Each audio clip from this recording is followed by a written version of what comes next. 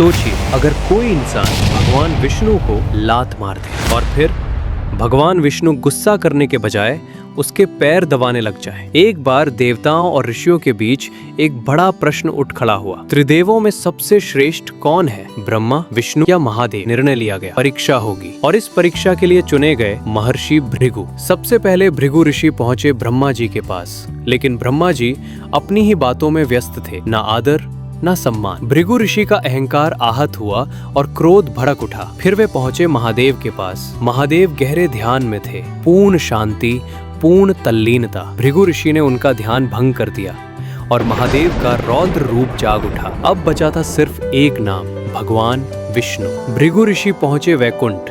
भगवान विष्णु शेषनाग पर योग निद्रा में थे। माँ लक्ष्मी पास ही विराजमान थी।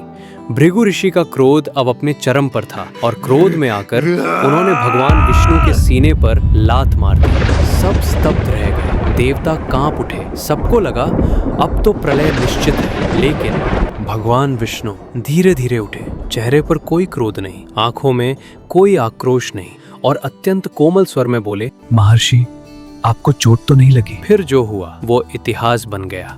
भगवान विष्णु भृगु ऋषि के चरणों को थामकर उनके पैर दबाने लगे। भृगु ऋषि की आंखों से आंसू बह निकले और उनके मुख से निकले शब्द यही हैं, सच्चे भगवान, जो अपमान में भी करुणा देते हैं। इसीलिए भगवान विष्णु को पालनकर्ता कहा जाता है, जो गुस्से से नहीं प्रेम से संसार को जीतते हैं।